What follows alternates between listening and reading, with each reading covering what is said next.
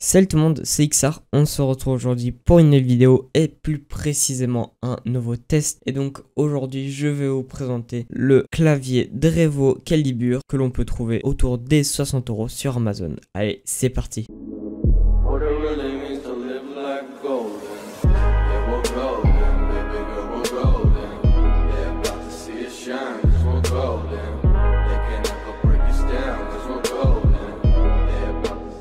Donc avant de commencer la vidéo, je voulais m'excuser tout simplement pour mon absence sur la chaîne. Mais clairement, avec la rentrée qu'il y a eu, j'ai eu également pas mal de commandes au niveau du graphisme. Et au final, ça fait que j'ai plus beaucoup de temps pour faire des vidéos. Mais maintenant, je vais essayer de m'y remettre et de vous sortir au moins 2 vidéos par mois. Et donc voilà.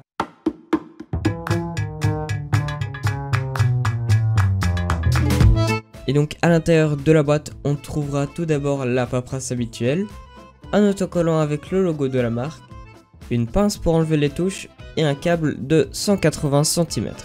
Le clavier est assez petit, ce qui veut dire qu'on ne trouvera pas de pavé numérique, mais il sera quand même légèrement plus grand que le clavier Motospeed que je vous ai présenté la dernière fois, car cette fois-ci on aura quand même le pavé avec les flèches directionnelles.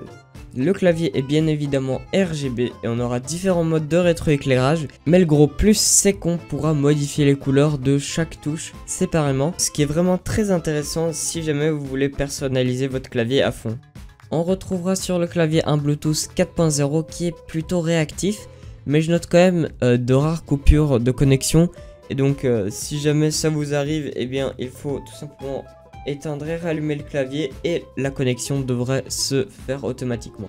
Le clavier est compatible Windows 10, macOS, iOS et Android, mais on pourra également l'utiliser sur une console comme des Xbox ou des PlayStation, mais seulement en mode filaire car tout simplement le type de connexion n'est pas compatible. Pour ce qui est des switches utilisés, on aura des switches OTEMU qui seront vendus en version blue, red et brown. Donc pour ma part, j'ai pris des switches bleus et je vais vous faire un peu écouter le bruit que ça fait.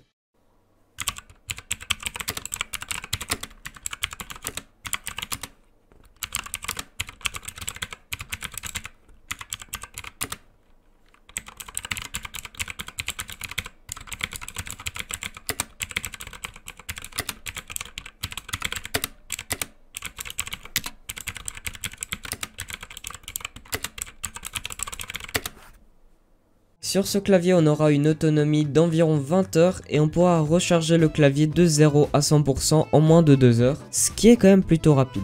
On aura un poids de 600 grammes, ce qui est très léger et parfait si vous transportez votre clavier souvent. Et pour ce qui est de la taille du clavier, on aura 350 sur 100 mm, ce qui est assez petit et donc parfait. Avec tout ça, Drevo nous offre également un logiciel qui nous permettra de régler le RGB, en plus de pouvoir le faire via le clavier avec les différentes macros données par Drevo, et également de créer nos propres macros. Donc si jamais on a envie que par exemple la touche A, ce soit plus A, par exemple M, eh bien on peut le faire tout simplement. Et donc je trouve ça vraiment intéressant. Et pour ce qui est de la disposition des touches, on aura du AZERTY. Alors pour ma part, c'est encore un QWERTY parce que tout simplement la version AZERTY n'est malheureusement pas vendue en Belgique, donc c'est vraiment dommage. Mais pour ce qui est des gens qui vivent en France, là il n'y a pas de souci à se faire. Et donc voilà, en conclusion, le clavier est un très bon produit car pour le prix, on aura déjà un logiciel qui nous permet de modifier énormément de paramètres, ce qui est quand même assez rare sur cette tranche de prix. On aura également de très bonnes switches et donc le Bluetooth est quand même assez réactif car j'ai pu le tester sur différents jeux et clairement j'ai pas vraiment vu énormément de différence entre le mode filaire et le mode Bluetooth. À part que voilà, il y a quand même des fois des coupures, ce qui est vraiment dérangeant parce que si jamais on est en train de faire une action et que d'un coup le clavier se déconnecte, c'est un peu con, mais bon voilà, c'est un peu dommage. Et donc voilà, c'est déjà la fin de cette vidéo, j'espère qu'elle vous aura plu. Si c'est le cas, n'hésitez pas à mettre un petit pouce vers le haut et aussi à vous abonner si ce n'est pas déjà fait. Et sur ce, je vous dis à une prochaine vidéo. Allez, ciao tout le monde, c'était XR.